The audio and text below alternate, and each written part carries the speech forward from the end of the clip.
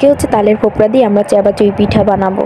আর এর জন্য হচ্ছে কি আমরা এই তালগুলো কেটে রেখেছি। এখন এর থেকে খোসাগুলোকে আমরা ছাড়িয়ে ফোপড়াগুলোকে আলাদা করে রেখেছিলাম।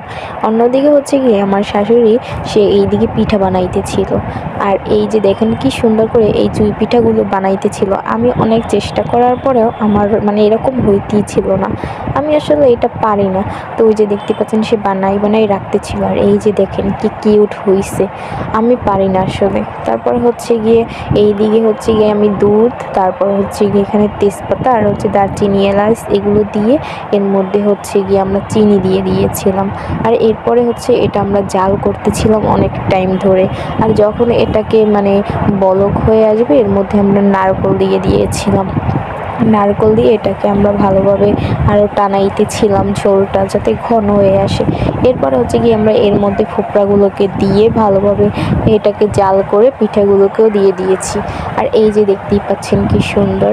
আর এরপরে হচ্ছে কি আমাদের হয়ে গেছে পিঠা বানানো। আর এই যে দেখেন কি কিউট, বাট আরও ঘন হবে ঝোলটা, কিন্তু আমাদের একটু কম হয়েছে। কিন্তু এরপরও পিঠাটা অনেক মজারই ছিল।